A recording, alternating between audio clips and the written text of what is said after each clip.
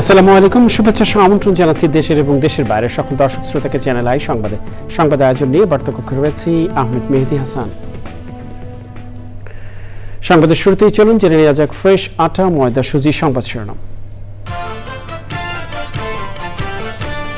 রাষ্ট্রদ্রোহ মামলায় সাবেক প্রধান নির্বাচন কমিশনার হাবিবুল আউয়াল 3 দিনের রিমান্ডে। 2024 সালে ডামি ও প্রহসনের নির্বাচন হয়েছে মন্তব্য। আবু সাইদ হত্যা মামলার তদন্ত প্রতিবেদনে 30 জনের সম্পৃক্ততার প্রমাণ। অনাস্থা এনে বেগম রোকেয়া বিশ্ববিদ্যালয়ের শিক্ষার্থীদের 24 ঘন্টার আলটিমেটাম। ইসরায়েলকে ধ্বংসের হাত থেকে রক্ষা করতে যুদ্ধে জড়িয়েছিল যুক্তরাষ্ট্র, বললেন খামেনি। মার্কিন হামলায় পারমাণবিক স্থাপনার উল্লেখযোগ্য ক্ষতি হয়নি দাবি। 20,000 রাজনৈতিক মামলা 6 মাসের মধ্যে প্রত্যাহারের ঘোষণা। ন্যায্য ও কার্যকর বিচার ব্যবস্থা গড়তেই সংস্কার, মন্তব্য। অব্যবস্থাপনা ও পরিবেশ বিধ্বংসী নানা কর্মকাণ্ডের সংকটে চামড়া শিল্প, সমন্বিত উদ্যোগ নিতে বিশেষজ্ঞদের তাগিদ। এবং কলম্বো টেস্টের দ্বিতীয় দিনে শ্রীলঙ্কার ব্যাটারদের দাপট, বাংলাদেশের বিপক্ষে স্বাগতিকদের 43 রানের লিড।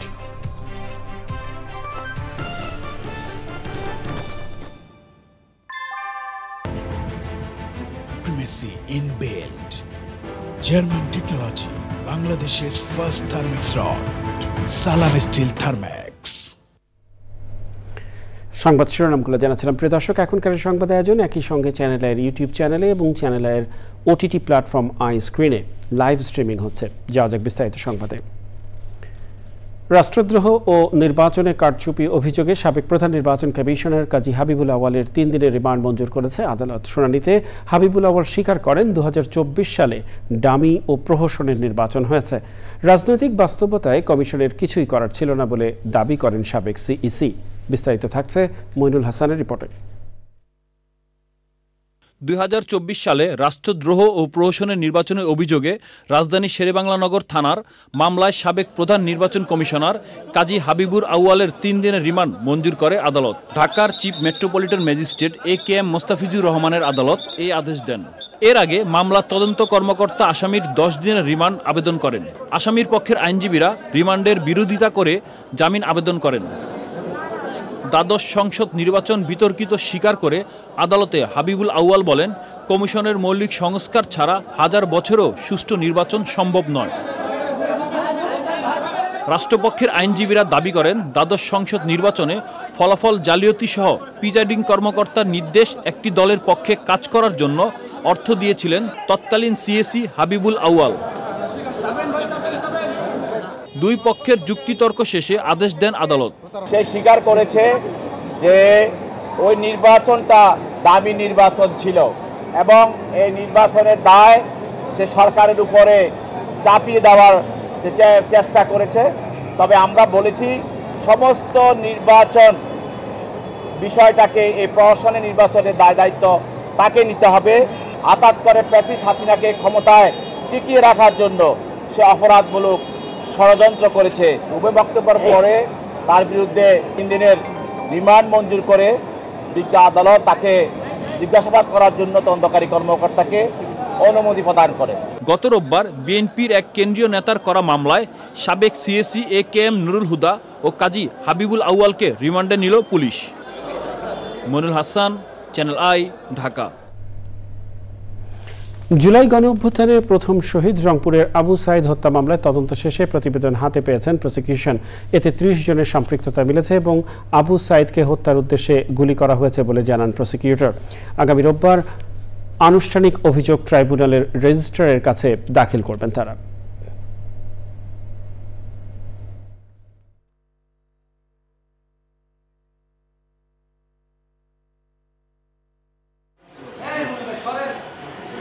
সামনে আসছি, আপনারা দীর্ঘক্ষণ অপেক্ষা।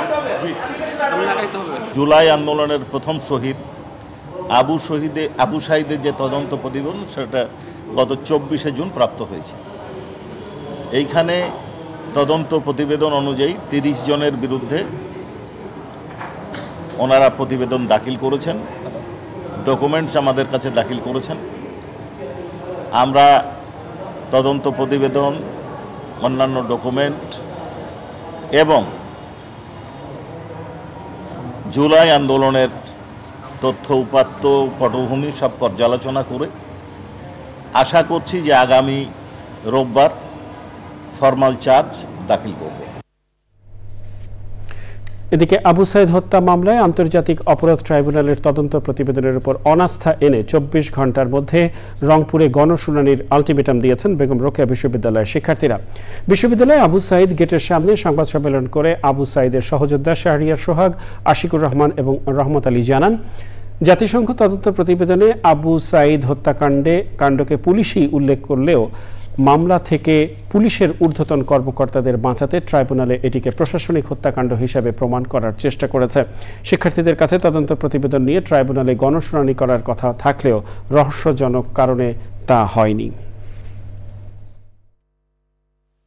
বারবার এই পুলিশি হত্যাকাণ্ডকে একটি প্রশাসনিক হত্যাকাণ্ড হিসেবে চালিয়ে দেওয়া এবং এখানে যেই বড় আর ঊর্ধ্বতন যে পুলিশ কর্মকর্তারা দায়ী রয়েছেন তাদেরকে এখান থেকে খুব সূক্ষ্মভাবে পাশ কাটানোর যে একটি প্রবণতা লক্ষ্য করেছি। এবং দ্বিতীয়ত হচ্ছে গত 23 তারিখ বেগম রোকেয়া বিশ্ববিদ্যালয়ে আসার পর একটি গণশুনানি হওয়ার কথা থাকলেও তারা কি কারণে এই গণশুনানিটা করলেন এবং না করে তাড়াহুড়া করে এই তদন্ত প্রতিবেদন দাখিল করছেন, এই দুটি কারণে আমরা গভীর উদ্বেগ প্রকাশ করছি এবং এই তদন্ত প্রক্রিয়ার উপর আমরা নিজেদের অনাস্থা প্রকাশ করছি। চিফ প্রসিকিউটর এবং অপরাধ ট্রাইব্যুনালকে আমরা জানাতে চাই, আপনারা যে ধোঁয়াশা সৃষ্টি করেছেন এই ধোঁয়াশা আপনার দ্রুত আর কি কাটিয়ে ওঠার স্বার্থে আপনারা নিজেদের অবস্থান পরিষ্কার করবেন। এ পর্যায়ে ইরান ইসরায়েল সংঘাত প্রসঙ্গ।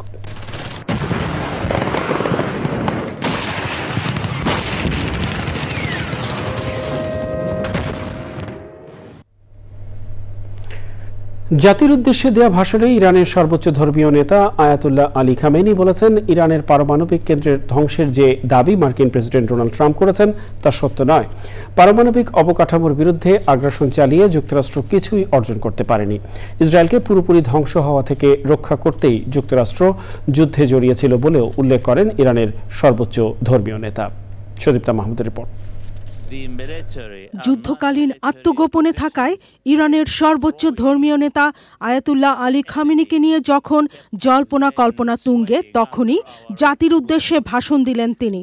ইসরায়েলের সঙ্গে 12 দিনের যুদ্ধের পর দেওয়া ভাষণে ইরানের সর্বোচ্চ নেতা বলেন, ইরান কখনোই আত্মসমর্পণ করবে না। খামেনি বলেন, ইহুদিবাদীরা অনেক উচ্চবাচ্য করলেও ইরানের ধাক্কায় তারা পতনের দ্বারপ্রান্তে চলে গিয়েছিল। মার্কিন সরকার যুদ্ধে না জড়ালে ইসরায়েল ধ্বংস হয়ে যেত বলেও উল্লেখ করেন তিনি। ইরান বিজয়ী হয়েছে দাবি করে ইরানের সর্বোচ্চ নেতা বলেন, যুক্তরাষ্ট্রকে চূড়ান্ত আঘাত করা হয়েছে। এদিকে ইরানের সঙ্গে ইসরায়েলের সাম্প্রতিক যুদ্ধ প্রসঙ্গে সামাজিক যোগাযোগ মাধ্যম ট্রুথ সোশ্যালে দেওয়া এক পোস্টে ইসরায়েলি প্রধানমন্ত্রী নেতানিয়াহুকে যোদ্ধা হিসেবে অভিহিত করেছেন ডোনাল্ড ট্রাম্প। সোমবার আদালতে নেতানিয়াহুর হাজিরা দেওয়ার কথা রয়েছে। ট্রাম্প জানান, এই বিচার অবিলম্বে বাতিল করা উচিত। নেতানিয়াহুর মতো একজন মহান নায়ককে ক্ষমা করার কথা বলেন ট্রাম্প। নেদারল্যান্ডসে ন্যাটো সম্মেলনে ট্রাম্প সাংবাদিকদের বলেন, আগামী সপ্তাহে যুক্তরাষ্ট্র ও ইরানের কর্মকর্তাদের মধ্যে বৈঠক হবে। Sudipta Mahmud, channel I. যাওয়া যাক অন্যান্য সংবাদে। আইন, বিচার ও সংসদ বিষয়ক উপদেষ্টা ডক্টর আসিফ নজরুল বলেছেন, রাজনৈতিক বিবেচনায় করা প্রায় 20,000 মামলা আগামী 6 মাসের মধ্যে প্রত্যাহার করা হবে। Bangladesh institute of strategic studies এবং জাতিসংঘের যৌথ উদ্যোগে আয়োজিত বাংলাদেশ সংলাপে তিনি আরও বলেন, ন্যায্য, জবাবদিহিমূলক এবং কার্যকর বিচার ব্যবস্থা গড়ে তুলতেই সংস্কার আনছে সরকার। পান্থ রহমান জানাচ্ছেন বিস্তারিত। সকলের জন্য ন্যায় বিচার পাওয়ার সুযোগ তৈরির প্রতিশ্রুতিতে বিচার ব্যবস্থার সংস্কার বিষয়ক সংলাপ। আইন উপদেষ্টা জানালেন, যে প্রস্তাবগুলোর সঙ্গে সংবিধানের সংশ্লিষ্টতা নেই সেগুলো দ্রুতই সংস্কার হবে, বাকিগুলোর জন্য চলবে রাজনৈতিক সমঝোতার চেষ্টা। বিচার ব্যবস্থার সংস্কারে আমাদের 3টি অগ্রাধিকার আছে। প্রথমত, দ্রুত সময়ে ন্যায্য বিচার নিশ্চিত করা। দ্বিতীয়ত, মামলা জট কমানো। তৃতীয়টা, বিচার বিভাগের স্বাধীনতা নয়, বরং বিচার বিভাগে জবাবদিহিতা নিশ্চিত করা। আমরা চাই ভুয়া মামলা এবং অযাচিত গ্রেপ্তার বন্ধ করতে। প্রথমবারের মতো ছেলে, শিশু ও কিশোরদের ওপর শারীরিক ও যৌন নির্যাতনকে শাস্তিযোগ্য অপরাধ হিসেবে আইনে সংস্কার আনা হচ্ছে বলেও জানান উপদেষ্টা। আমরা এরই মধ্যে 12,000-এর মতো মিথ্যা ও রাজনৈতিক উদ্দেশ্য প্রণোদিত মামলা প্রত্যাহারের সুপারিশ করেছি, যে মামলাগুলোর কারণে প্রায় 3 লাখ মানুষ ক্ষতিগ্রস্ত হয়েছে। তারা মামলাগুলো থেকে মুক্ত। আগামী 6 মাসের মধ্যে আইন মন্ত্রণালয় 20,000-এর মতো রাজনৈতিক মামলা প্রত্যাহার করতে পারে। ভুয়া মামলায় হয়রানিমূলক গ্রেপ্তার বন্ধ করার পাশাপাশি মামলা জট কমানোর উদ্যোগের কথাও জানান উপদেষ্টা। পান্থ রহমান, চ্যানেল আই, ঢাকা। ইউরোপীয় ইউনিয়নের রাষ্ট্রদূত মাইকেল মিলারের সঙ্গে বৈঠকের পর বিএনপি নেতা আমির খসরু মাহমুদ চৌধুরী জানিয়েছেন, একটি নির্বাচিত সরকারের অপেক্ষায় আছে ইইউ। জাতীয় সংসদ সুষ্ঠুভাবে চলা এবং বিচার বিভাগ স্বচ্ছ রাখতে কাজ করার পাশাপাশি এদেশের উন্নয়নে সহযোগী হতে চায় তারা। 10 বছরের বেশি কেউ প্রধানমন্ত্রী হতে পারবেন না এমন সংস্কারেই ফেসিবাদকে রুখে দেওয়া যাবে বলেছেন বিএনপি নেতা সালাউদ্দিন আহমেদ। রাহুল রায় রিপোর্ট। নিয়মিতই কূটনীতিকদের সঙ্গে বৈঠক করছেন বিএনপির শীর্ষ নেতারা। দলের চেয়ারপারসনের গুলশান কার্যালয়ে বৃহস্পতিবার সকালে ইউরোপীয় ইউনিয়নের রাষ্ট্রদূত মাইকেল মিলার বৈঠক করেন স্থায়ী কমিটির সদস্য আমির খসরু মাহমুদ চৌধুরীর সঙ্গে। বৈঠক শেষে সাংবাদিকদের বিস্তারিত জানান আমির খসরু। পার্লামেন্টের কার্যক্রমকে স্বচ্ছতার সাথে যাতে পরিচালনা করা যায়, তো ইউর পক্ষ থেকে তারা সহযোগিতা করতে চাচ্ছে এবং যেটা আমাদেরও ইচ্ছা, বাংলাদেশের বিচার বিভাগকে স্বচ্ছতার সাথে পরিচালনা করার বিষয়টি উঠে আসছে। বাংলাদেশের আগামী দিনের উন্নয়নের সাথে তারা সহযোগী হতে চায়। তাদের শুধুমাত্র তাদের যে আমাদের ওই অনুদান, ঋণ, এর বাইরেও তারা অন্যভাবে অর্থায়নের চিন্তা করছে। জাতীয় প্রেস ক্লাবে নাগরিক ঐক্যের প্রতিষ্ঠাবার্ষিকীর আলোচনায় অন্যান্য রাজনৈতিক দলের নেতাদের সঙ্গে অংশ নেন বিএনপি নেতারাও। সবাই শক্তিশালী গণতান্ত্রিক রাষ্ট্র নির্মাণ করতে চাই। সবাই বৈষম্যহীন, সাম্যভিত্তিক, মানবিক মর্যাদা ভিত্তিক, সামাজিক সুবিচারের রাষ্ট্র চাই। এখানে যেন আমরা সবাই কার্যত এক হতে পারি, ভাষণের মধ্যে নয়। আমরা বলেছি 10 বছরের বেশি কোনো ব্যক্তি বাংলাদেশে প্রধানমন্ত্রীত্বের আসনে বসতে পারবেন না। এখানেই স্বৈরাচারকে রুখে দেয়া হলো, এখানেই ফ্যাসিবাদের উৎপত্তি বন্ধ করে দেয়া হলো। তারপরে কি করা হবে? রাষ্ট্রের সমস্ত সাংবিধানিক এবং গণতান্ত্রিক প্রতিষ্ঠানগুলোকে এই গণতন্ত্রের রক্ষা কবচ হিসেবে শক্তিশালী ভিত্তির উপরে দাঁড় করানো হবে। আন্তর্জাতিক মাদক বিরোধী দিবস উপলক্ষে ধানমন্ডিতে র্যালি ও লিফলেট বিতরণ করেছেন বিএনপির আন্তর্জাতিক বিষয়ক সম্পাদক barrister Nasiruddin Ahmed Asim. Rahul Roy, channel I, Dhaka. সুষ্ঠু হজ ব্যবস্থাপনার জন্য সংশ্লিষ্টদের অভিনন্দন জানিয়ে আগামী বছরের জন্য প্রস্তুতির নির্দেশ দিয়েছেন প্রধান উপদেষ্টা ডক্টর মোহাম্মদ ইউনূস। দেশের সব সরকারি প্রতিষ্ঠানের ভবনের ছাদে সোলার প্যানেল বসিয়ে সৌর বিদ্যুৎ উৎপাদনের উদ্যোগ নেয়ারও নির্দেশ দিয়েছেন তিনি। রাষ্ট্রীয় অতিথি ভবন যমুনায় আলাদা সভায় এসব নির্দেশনা দেন তিনি। ধর্ম মন্ত্রণালয়ের প্রতিনিধিদের সঙ্গে বৈঠকে প্রধান উপদেষ্টা বলেন, এবছর ছোটখাটো যেসব ত্রুটি ধরা পড়েছে সেগুলো চিহ্নিত করে ভবিষ্যতে তা এড়াতে যথাযথ পদক্ষেপ নিতে হবে। তিনি আরও বলেন, এবছর হজ ব্যবস্থাপনা নিয়ে কোনো অভিযোগ আসেনি। বৈঠকে ধর্ম উপদেষ্টা আ.ফ.ম. খালিদ হোসেন প্রধান উপদেষ্টাকে জানান, আগামী বছরে হজ ব্যবস্থাপনার জন্য ইতোমধ্যে পত্রিকায় বিজ্ঞপ্তি দিয়ে রোডম্যাপ ঘোষণা করা হয়েছে। জাতীয় রুফটপ সোলার কর্মসূচি শীর্ষক বৈঠকে অংশ নেন প্রধান উপদেষ্টা। বৈঠকে প্রধান উপদেষ্টা দ্রুত বাস্তবায়নযোগ্য জাতীয় রুফটপ সোলার কর্মসূচি গ্রহণের নির্দেশ দেন। সরকারি ভবনে সোলার প্যানেল বসানোর কাজটি বেসরকারি উদ্যোগে করা যায় কিনা সে ব্যাপারে সংশ্লিষ্টদের বিবেচনা করতে বলেন তিনি। যারা বসাবে তারা নিজেদের ব্যবসায়িক স্বার্থেই রক্ষণাবেক্ষণ করবে। এই প্রক্রিয়ায় সরকারি স্কুল, কলেজ, মাদ্রাসার ক্ষেত্রে বিদ্যুৎ ব্যবহারের জন্য কোনো বিদ্যুৎ বিল পরিশোধ করতে হবে না এবং সৌর বিদ্যুৎ উৎপাদনের কাজে ব্যবহৃত ছাদের জন্য প্রতিষ্ঠানগুলো ভাড়া পাবে বলেও উল্লেখ করেন তিনি। পরিবেশ, বন ও জলবায়ু পরিবর্তন এবং পানি সম্পদ উপদেষ্টা সৈয়দ রিজওয়ানা হাসান বলেছেন, নগরবাসীর প্রত্যক্ষ অংশগ্রহণে সেপ্টেম্বর মাসের মধ্যে জিরো সয়েল কর্মসূচিকে উচ্চ পর্যায়ে নিয়ে যাওয়া হবে। রাজধানীর পূর্বাঞ্চল বনায়ন কর্মসূচির উদ্বোধনী অনুষ্ঠানে ঢাকার চারপাশে 250 কিলোমিটার এলাকা জুড়ে সবুজায়ন করার পরিকল্পনার কথা জানান ঢাকা উত্তর সিটি কর্পোরেশনের প্রশাসক। সৈয়দ মাদিহ আদিতের রিপোর্ট। রাজধানীর পূর্বাঞ্চলে ঢাকা উত্তর সিটি কর্পোরেশন ও বন অধিদপ্তরের যৌথ উদ্যোগে বনায়ন কর্মসূচির উদ্বোধন। তাপমাত্রার ভারসাম্য বজায় রাখতে ঢাকার 2 সিটি আশেপাশে 122 কিলোমিটার খাল উদ্ধারের কাজ চলমান রয়েছে বলে জানান ঢাকা উত্তর সিটির প্রশাসক। আমরা এবার সরকারি সংস্থার সাথে মিলে কাজ করতে চাই, তাহলে কাজগুলো অনেক সাস্টেনেবল হবে।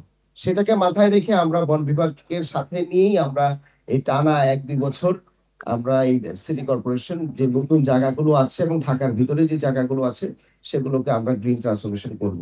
বায়ু দূষণ রোধে সরকারি সংস্থার পাশাপাশি ঢাকার অধিবাসীদের অংশগ্রহণের আহ্বান জানান পরিবেশ উপদেষ্টা। ঘাস দিয়ে, আইভি লতা দিয়ে, অন্যান্য যেটা সহজলভ্য তা দিয়ে যদি আমরা ঢেকে যাই তাহলে ধূলি দূষণটা আমাদের কমবে। আমরা আশা করি নগরবাসীকে সাথে নিয়ে তাদের প্রত্যক্ষ অংশগ্রহণের মাধ্যমে আমরা সেপ্টেম্বরের মধ্যে জিরো সয়েল কর্মসূচিটাকে একটা পর্যায়ে নিয়ে যেতে পারবো। বনায়ন কর্মসূচির অধীনে আগামী 3 মাস বৃক্ষরোপণ ও শীতকালে ঢাকায় ফুল গাছ রোপণ করা হবে বলে জানিয়েছেন সংশ্লিষ্টরা। সৈয়দ মাদি হওয়াদিদ, চ্যানেল আই, ঢাকা। দেশের অন্যতম সম্ভাবনাময় অর্থনৈতিক খাত চামড়া শিল্প। মানসম্মত কাঁচামাল ও আমদানিকারকদের বিপুল আগ্রহের বিপরীতে অব্যবস্থাপনা ও পরিবেশ বিধ্বংসী নানা কর্মকাণ্ডে সংকটে এই খাত। পরিবেশ বান্ধব প্রযুক্তি, স্বাস্থ্যকর কর্মপরিবেশ নিশ্চিতের পাশাপাশি সমন্বিত উদ্যোগে চামড়া খাত এগিয়ে যাবার পাশাপাশি বয়ে আনবে জাতীয় অর্থনৈতিক সমৃদ্ধি বলেছেন বিশেষজ্ঞরা। চামড়া শিল্প বর্জ্যে পরিবেশ দূষণ নিয়ে আফরোজা হাসির ডেস্ক রিপোর্ট। উন্নয়ন অগ্রযাত্রায় বিশ্বের সাথে তাল মিলিয়ে শিল্পায়নের সর্বাধিক গুরুত্ব দিচ্ছে বাংলাদেশ। তৈরি পোশাক, বস্ত্র, ওষুধ শিল্পের মতো দেশের অর্থনীতিতে ভূমিকা রাখছে চামড়া ও পাদুকা শিল্প। তবে সনাতন পদ্ধতি, অস্বাস্থ্যকর পরিবেশ আর যথাযথ বর্জ্য ব্যবস্থাপনার অভাবে প্রাণ প্রকৃতি ধ্বংসের পাশাপাশি ছড়াচ্ছে নানা রোগ জীবাণু। কাঁচা চামড়া প্রক্রিয়াজাতকরণে শুরু থেকে শেষ পর্যন্ত প্রতিটি ধাপে chromium, cadmium, cyanide, phenol, arsenic সহ প্রায় 92 ধরনের কেমিক্যাল ব্যবহার করা হয়। এই শিল্পের রাসায়নিক পদার্থ ও ভারী ধাতু মিশ্রিত অধিকাংশ বর্জ্যই পরিশোধন ছাড়াই চলে যাচ্ছে পার্শ্ববর্তী নদী, নালা, খালে। পরিবেশ সুরক্ষায় ব্যর্থ হওয়ায় শিল্পোন্নত দেশগুলোতে চামড়াজাত পণ্য রপ্তানির অনুমতি পায়নি দেশের অধিকাংশ কারখানা। এতে বছরে প্রায় $50 কোটি বৈদেশিক মুদ্রা আয় থেকে বঞ্চিত হচ্ছে বাংলাদেশ। চলমান সংকট নিরসনে আধুনিক বর্জ্য ব্যবস্থাপনার পাশাপাশি পরিবেশ বান্ধব কর্মপরিবেশ নিশ্চিত জরুরি। এতে একদিকে বহির্বিশ্বে বৃদ্ধি পাবে বাংলাদেশের চামড়া ও চামড়াজাত পণ্যের চাহিদা, অন্যদিকে ভালো থাকবে পরিবেশ, উন্নত হবে দেশের অর্থনৈতিক অবস্থানও। আফরোজা হাসি, প্রকৃতি ও জীবন ডেস্ক, চ্যানেল আই। অর্থ উপদেষ্টা ডক্টর সালেউদ্দিন আহমেদ বলেছেন, দেশের স্বার্থে এনবিআর এর আন্দোলনকারী কর্মকর্তাদের সমাধানে আসা উচিত। শীঘ্রই বিষয়টি সুরাহা হবে বলে তিনি আশা করেন। সচিবালয়ে এনবিআর এর চেয়ারম্যান সহ 16 সদস্যের প্রতিনিধির সাথে বৈঠক শেষে একথা জানান তিনি। বৃহস্পতিবার এক বিজ্ঞপ্তির মাধ্যমে আন্দোলনকারীদের সাথে আলোচনায় বসার কথা জানালেও তারা উপদেষ্টার সাথে বৈঠকে বসতে রাজি না হওয়ায় এনবিআর সদস্যদের নিয়ে বৈঠক করেছেন অর্থ উপদেষ্টা। প্রায় 3 ঘন্টার বৈঠক শেষে উপদেষ্টা আরও বলেন, আগামী সপ্তাহে একটি বৈঠক করে তাদের সাথে এই বিষয়টি বিস্তারিত আলোচনা করা হবে। এনবিআর চেয়ারম্যান আব্দুর রহমান খান বলেন, উপদেষ্টার সাথে বৈঠক শেষ করে এনবিআর সদস্যরা আন্দোলনকারী নেতাদের সাথে ভার্চুয়ালি আলোচনা করেন। সমস্যা সমাধানে আশা করেন তিনি।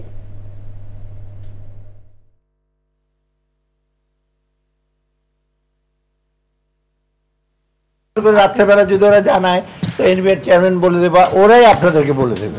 আমি আশা করি দেশের সাথে, দশের স্বার্থে, এটা আমাদের কারো ব্যক্তিগত ব্যাপার, আমাদের সবার জন্য ওইগুলো নিয়ে আলাপ হয় না। আমি বলছি আগে ওরাও রাজি হয়েছে, ওদের যেগুলি সমস্যাগুলো আছে আপনারা কিছুদিনের মধ্যে দেখবেন আমার সমাধান পুরোটাই।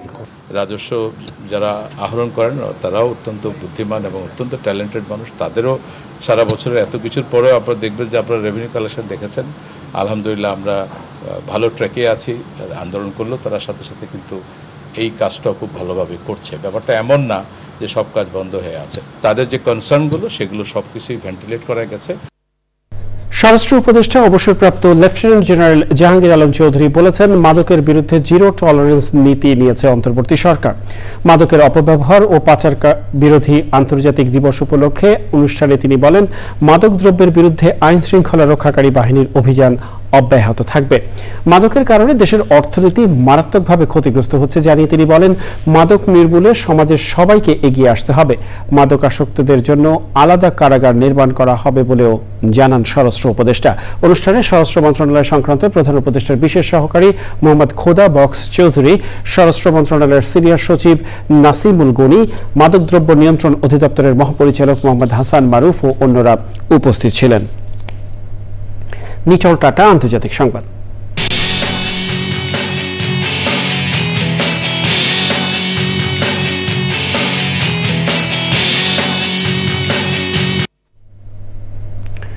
চীনের দক্ষিণ পশ্চিমাঞ্চলীয় গুইঝৌ প্রদেশে ভয়াবহ বন্যায় কমপক্ষে 6 জনের মৃত্যু হয়েছে। ঘরবাড়ি থেকে নিরাপদ আশ্রয়ে সরে গেছে 80,000-এরও বেশি মানুষ। দ্বীপ প্রদেশটিতে নিম্নচাপ আঘাত হানার পর এ অবস্থার সৃষ্টি হয়েছে বলে জানিয়েছে রাষ্ট্রীয় গণমাধ্যম। বন্যায় প্রদেশের অনেক নিচু এলাকা প্লাবিত হয়েছে। এসব এলাকায় যোগাযোগ ব্যবস্থা প্রায় অচল হয়ে পড়েছে। ঘরবাড়িতে এখনো আটকে আছেন বহু মানুষ। তাদের উদ্ধারে কাজ করছে উদ্ধারকর্মীরা।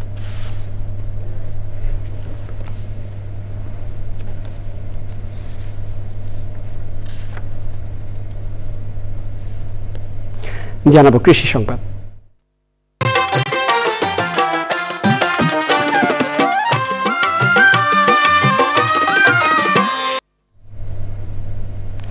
চট্টগ্রামের বোয়ালখালীর খিতাবচরে 2 তরুণ তানভীরুল হক ইমন ও সাইদুল হক তুহিন এ সময় চাকরির পিছনে ছুটলেও এখন তারা পরিচিত সফল কৃষি উদ্যোক্তা হিসেবে। চট্টগ্রাম থেকে জাহিদ হাসান শাকিলের তথ্য ও ভিডিও চিত্রে রাজীব আহমেদের রিপোর্ট।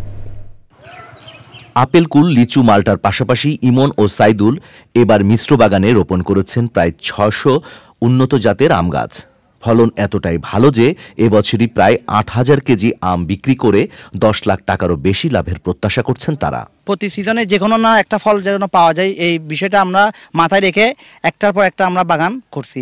আমাদের লোকাল কাস্টমার বেশি, আর সবচেয়ে প্রবাসী যে বাইরে আছে এরা বাইরে থেকে অর্ডার করে। আমরা অনলাইনে এই বোয়ালখালীর ভিতর, চট্টগ্রামের ভিতর আমরা সবচেয়ে বেশি ডেলিভারি দিয়ে থাকি। যারা বেকার যুবক আছে তারা বসে না থেকে আমাদের মতো তাদের আশেপাশের জায়গাগুলোকে এরকম কাজে লাগাক, ইনশাল্লাহ তারাও সফল হবে। তাদের বাগান এখন শুধু পরিবারের আয়ের উৎস নয়, এলাকার জন্য একটি দৃষ্টান্ত। 5 বছর ধরে এখান থেকে আম কিনতেছি, অনেক ভালো সুস্বাদু। প্রতি বছরে আমার ভাই বোনদের, তারপর আমার আত্মীয় স্বজন, প্রতিবেশীদেরকে সবার জন্য গিফট দিই আর কি। এটা কোনো ফরমালিন নাই, একদম বাগানের মাল এবং সবাই অনেক লোক আসে এখানে। বাগানের গাছগুলো নিয়মিত পরিচর্যা হচ্ছে কৃষি অফিসের পরামর্শে, ফলে রোগবালাই এখন অনেকটাই নিয়ন্ত্রণে। আমাদের পরামর্শ মোতাবেক সঠিকভাবে সেই কাজটা করতে পেরেছে বিধেই আজকে তাদের সফলতা। শিক্ষিত বেকার তাদের প্রতি আমার আহ্বান থাকবে যে যদি কারো এরকম উপযুক্ত জমি থাকে তা আমার সাথে যোগাযোগ করলে আমরা তাকে প্রদর্শনী এবং কারিগরি সহায়তার মাধ্যমে এরকম আরো অনেক বাণিজ্যিক ফল বাগান স্থাপন করতে পারবো বলে আমরা আশা রাখি। তরুণদের সাহসিকতা আর প্রযুক্তি নির্ভর চাষাবাদের সংমিশ্রণেই গড়ে উঠেছে কৃষি নির্ভর বাংলাদেশ। তানভীরুল ও তুহিনের মতো আরো অনেক তরুণ এগিয়ে এলে বদলে যাবে দেশের অর্থনীতি। Rajib Ahmed, channel I. দেখবেন প্রকৃতি সংবাদ।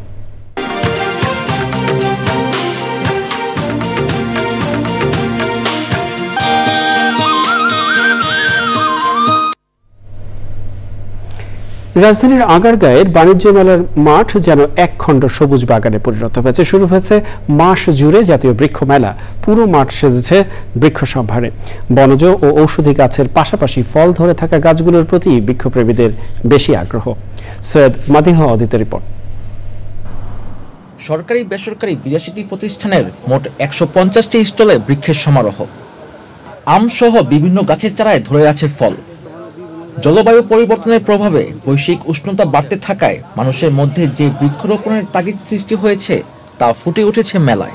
মেলায় ঘুরে ঘুরে পছন্দের চারা কিনছেন তারা।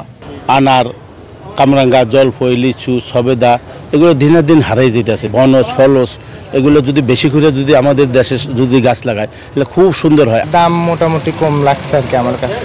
বাগান বিলাসের অনেকগুলো কালার নিয়েছি আর কি, অনেকগুলো জাত, অলমোস্ট 60টার মতো আর কি। লোহা শাল আছে, ঠিক আছে, এই যে লাল চন্দনের চারা, আবার আছে এখানে যে তাল, এখানে যে আবার এই যে উন্নত মানের খেজুর গাছ, ঠিক আছে, এই যে খেজুরের গ্যাডাপটা দেখেন, এটা কিনা হলো সাকার। মেলায় ক্রেতাদের উপস্থিতিও উল্লেখযোগ্য। নতুন নতুন বৃক্ষের সঙ্গে পরিচিত হচ্ছে তারা। মেলার মাধ্যমে মানুষের মধ্যে সচেতনতা যেমন বাড়ছে, তেমনি সবুজায়ন বাড়বে বলে আশা সংশ্লিষ্টদের। এই যে 12 মাসি কদবেল, এদের কদবেলও অনেক কিন্তু দাম। আপনি একালি কদবেল কিনলে 400 টাকা লাগে। এই যে কদবেলের চাষ করতে পারবে আমাদের কৃষক। চন্দন গাছ একটা খুব দামি গাছ, এই চন্দন থেকে অনেক ইনকাম করা সম্ভব। জাতীয় বৃক্ষরোপণ অভিযান ও মাসব্যাপী বৃক্ষমেলা চলবে 24 জুলাই পর্যন্ত। সৈয়দ মাদিহ অদিত, চ্যানেল আই, ঢাকা। প্লাস্টিক দূষণ আর নয়, বন্ধ করার এখনই সময় প্রতিপাদ্যে সাতক্ষীরার বিশ্ব পরিবেশ দিবস পালিত হয়েছে। দিবসটি উপলক্ষে আলাদা সভায় সভাপতিত্ব করেন জেলা পরিবেশ অধিদপ্তরের সহকারী পরিচালক সর্দার শরীফুল ইসলাম। প্রধান অতিথি ছিলেন অতিরিক্ত জেলা প্রশাসক বিষ্ণুপদ পাল। অনুষ্ঠানে পরিবেশ প্রতিবেশ রক্ষায় করণীয় নানা পরামর্শ তুলে ধরেন অতিরিক্ত পুলিশ সুপার মোহাম্মদ শাহিনুর চৌধুরী, সামাজিক বন বিভাগের সহকারী বন সংরক্ষক প্রিয়াঙ্কা হালদার সহ বিশিষ্টজনেরা। আলোচনা সভা শেষে রচনা প্রতিযোগিতায় বিজয়ী শিক্ষার্থীদের মাঝে পুরস্কার বিতরণ করা হয়।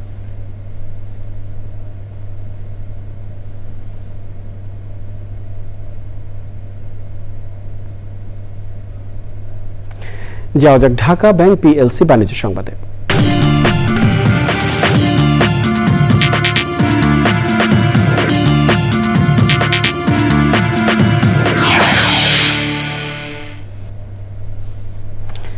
রিজার্ভ ব্যাংক অব ইন্ডিয়ার কোনো প্রতিনিধির অংশগ্রহণ ছাড়াই হয়ে গেল সার্ক ফাইন্যান্স গভর্নর সিম্পোজিয়াম।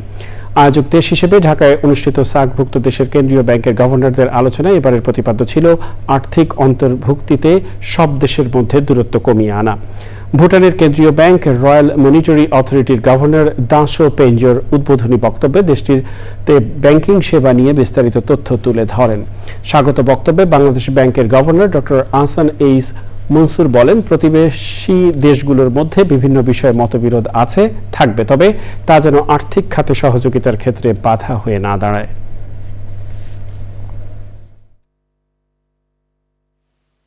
আমাদের মধ্যে যে পার্থক্যটুকু থাকুক না কেন, সেন্ট্রাল ব্যাংক পর্যায়ে আমাদের যে তথ্যের আদান প্রদান, আমাদের যে গবেষণামূলক কার্যক্রমের যৌথ উদ্যোগ, আমাদের যে উচ্চ পর্যায়ে গভর্নর্স লেভেলের যে আলোচনা, সেগুলো কিন্তু চলতে থাকবে এবং সেইটা যেন ব্যাহত না হয়। সারা দেশে এইচএসসি ও সমমানের প্রথম দিনের পরীক্ষা হয়েছে। এবছর 12.5 লাখের বেশি শিক্ষার্থী পরীক্ষায় অংশ নিচ্ছে। লিখিত পরীক্ষা চলবে 10ই আগস্ট পর্যন্ত, আর ব্যবহারিক পরীক্ষা 11ই আগস্ট থেকে শুরু হয়ে শেষ হবে 28শে আগস্ট। পরীক্ষা কেন্দ্র পরিদর্শন করে শিক্ষা উপদেষ্টা বলেছেন, প্রশ্ন ফাঁস রোধে কঠোর অবস্থানে সরকার। ডেঙ্গু ও করোনা প্রাদুর্ভাবে স্বাস্থ্যবিধি মেনে চলার নির্দেশ দেন তিনি। শাকের আদনানের রিপোর্ট। এইচএসসি ও সমমানের পরীক্ষায় এবছর সারা দেশে 12,51,111 জন শিক্ষার্থী অংশ নিচ্ছে। এর মধ্যে 6,18,015 জন ছাত্র ও 6,33,096 জন ছাত্রী।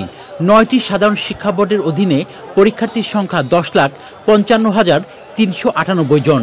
মাদ্রাসা শিক্ষা বোর্ডের পরীক্ষার্থী 86,102 জন এবং কারিগরি শিক্ষা বোর্ডের পরীক্ষার্থী 1,09,611 জন। দেশের 2,797টি কেন্দ্রে পরীক্ষা অনুষ্ঠিত হচ্ছে। গতবারের চেয়ে এবছর পরীক্ষার্থীর সংখ্যা কমেছে 81,882 জন। ভাষানটেক সরকারি কেন্দ্র পরিদর্শন করে শিক্ষা উপদেষ্টা বলেন, পরীক্ষা সুষ্ঠু, নিরাপদ ও নকলমুক্ত রাখতে বিভিন্ন পদক্ষেপ নেওয়া হয়েছে। অতীতের যে আমাদের যে সমস্ত অভিজ্ঞতা ছিল, প্রশ্নপত্র ফাঁস থেকে শুরু করে অন্যান্য সমস্যাদি ছিল, সেগুলো থেকে আমরা শিক্ষা লাভ করে যেভাবে এসএসসিটা করেছি, এইচএসসিটাও আমরা সেভাবে অর্গানাইজ করতে চেষ্টা করছি। এবং সেখানে বোর্ডগুলো তো রয়েছেই, এর বাইরে civil administration, law enforcement agencies, বিভিন্ন প্রতিষ্ঠান এবং নিয়মিত আমাদের বৈঠক হয়েছে। প্রশ্ন ফাঁসের গুজব প্রতিরোধ ও নিরাপত্তা নিশ্চিতে আগামী 15ই আগস্ট পর্যন্ত সব কোচিং সেন্টার বন্ধ রাখার নির্দেশনা দিয়েছে সরকার। শাকের আদনান, চ্যানেল আই, ঢাকা। গণহত্যার বিচার ও প্রয়োজনীয় সংস্কারের পরে সংখ্যানুপাতিক পদ্ধতিতে জাতীয় নির্বাচনের দাবিতে 28 জুন রাজধানীর সোহরাওয়ার্দী উদ্যানে ইসলামী আন্দোলন বাংলাদেশের মহাসমাবেশ অনুষ্ঠিত হবে। এই উপলক্ষে সংগঠনের কার্যালয়ে সংবাদ সম্মেলন হয়েছে।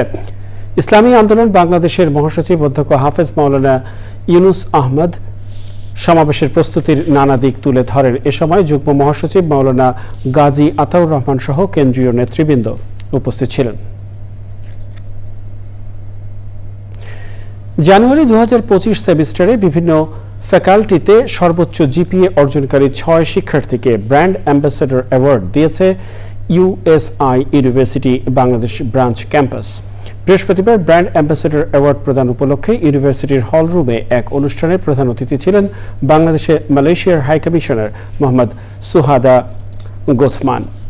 ইউনিভার্সিটির 10টি স্টুডেন্ট ক্লাবের প্রেসিডেন্টকেও ক্রেস্ট প্রদান করা হয়। ব্র্যান্ড অ্যাম্বাসেডর ভূষিত শিক্ষার্থীরা হলেন ওয়ারিশা খান সায়না, চৌধুরী উম্মে হানি, তাহসিন নওয়ার, মোহাম্মদ ইব্রাহিম ইফতি, ঐশ্বর্য পাল অর্পণ এবং আবু জাহিদ মজিদুল ইসলাম।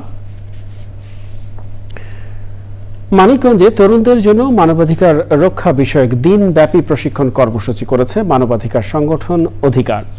জাতিসংঘ ঘোষিত নির্যাতিতদের সমর্থনে আন্তর্জাতিক সংহতি দিবস উপলক্ষে অধিকার দেশের বিভিন্ন জেলায় এই কর্মসূচির আয়োজন করে। বৃহস্পতিবার শহরের প্রধান সড়কে একটি র্যালি বের করা হয়। এর র্যালিটি বিভিন্ন সড়ক প্রদক্ষিণ শেষে শহীদ মিনারে এসে শেষ হয়।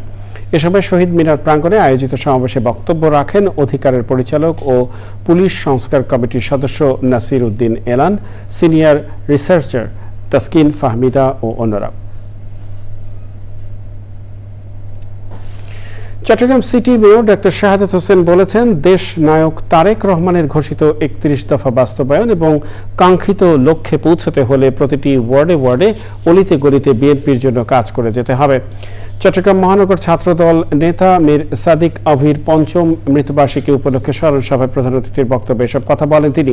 মাদকের বিরুদ্ধে প্রতিবাদ করতে গিয়ে 5 বছর আগে ছাত্রদল নেতা অভিকে মাদক ব্যবসায়ীরা নির্মমভাবে খুন করে। মীর অভি স্মৃতি সংসদের উদ্যোগে নগরীর থিয়েটার ইনস্টিটিউট হলে চট্টগ্রাম মহানগর বিএনপির আহ্বায়ক কমিটির সদস্য গাজী সিরাজুল্লাহ সভাপতিত্বে স্মরণ সভার আয়োজন করা হয়। সভায় বক্তৃতা করেন চট্টগ্রাম মহানগর বিএনপির সাবেক সাধারণ সম্পাদক আবুল হাশেম বক্কর, নিহত মীর সাদিক অভির মা শিরিন আক্তার, সহধর্মিনী অহনা সহ অন্যরা।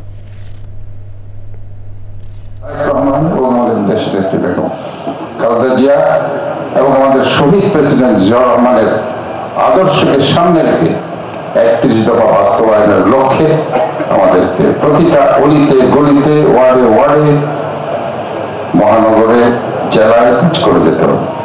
আর আমি মনে করি আজকে অভির এই স্মরণ সভায় আমরা সবাই একসাথে জেগে উঠব।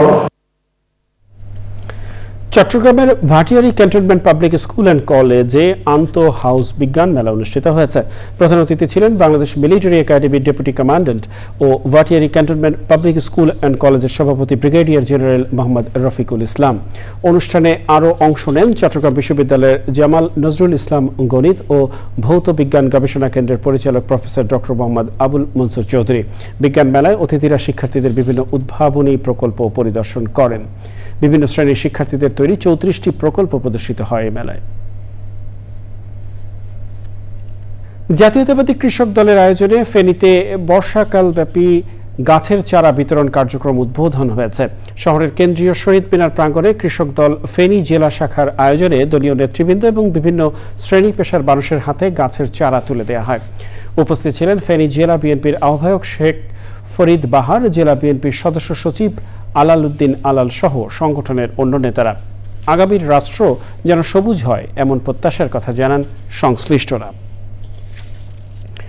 গাইবান্ধার গোবিন্দগঞ্জে মহাসড়কে ফ্লাইওভার নির্মাণ কাজে বিকট শব্দ ও উচ্চ কম্পন সৃষ্টিকারী হাইড্রোলিক হ্যামার ব্যবহার বন্ধ করে শব্দহীন আধুনিক মেশিন ব্যবহারের মাধ্যমে কাজ করার দাবিতে মানববন্ধন হয়েছে। মানববন্ধনে বক্তব্য রাখেন গোবিন্দগঞ্জ নাগরিক কমিটির আহ্বায়ক এম এ মতিন মোল্লা সহ অনেকেই। বক্তারা বলেন, হাইড্রোলিক হ্যামার ব্যবহার করায় বিকট শব্দ এবং উচ্চ কম্পনের সৃষ্টি হচ্ছে, যা শব্দ দূষণ ও পরিবেশ প্রতিবেশের মারাত্মক ক্ষতি করছে। প্রিয় দর্শক, সংবাদের শেষ প্রান্তে আমরা চলুন আরও একবার জেনে নেওয়া যাক যা ছিল এখনকার ফ্রেশ আটা ময়দা সুজি সংবাদ শিরোনামে। রাষ্ট্রদ্রোহ মামলায় সাবেক প্রধান নির্বাচন কমিশনার হাবিবুল আউয়াল 3 দিনের রিমান্ডে। 2024 সালে ডামি ও প্রহসনের নির্বাচন হয়েছে মন্তব্য। আবু সাইদ হত্যা মামলার তদন্ত প্রতিবেদনে 30 জনের সম্পৃক্ততার প্রমাণ। অনাস্থা এনে বেগম রোকেয়া বিশ্ববিদ্যালয়ের শিক্ষার্থীদের 24 ঘন্টার আলটিমেটাম। ইসরায়েলকে ধ্বংসের হাত থেকে রক্ষা করতে যুদ্ধে জড়িয়েছিল যুক্তরাষ্ট্র, বললেন খামেনি। মার্কিন হামলায় পারমাণবিক স্থাপনার উল্লেখযোগ্য ক্ষতি হয়নি দাবি। 20,000 রাজনৈতিক মামলা 6 মাসের মধ্যে প্রত্যাহারের ঘোষণা। ন্যায্য ও কার্যকর বিচার ব্যবস্থা গড়তেই সংস্কার, মন্তব্য। অব্যবস্থাপনা ও পরিবেশ বিধ্বংসী নানা কর্মকাণ্ডে সংকটে চামড়া শিল্প। সমন্বিত উদ্যোগ নিতে বিশেষজ্ঞদের তাগিদ। এবং কলম্বো টেস্টের দ্বিতীয় দিনে শ্রীলঙ্কার ব্যাটারদের দাপট। বাংলাদেশের বিপক্ষে স্বাগতিকদের 43 রানের লিড।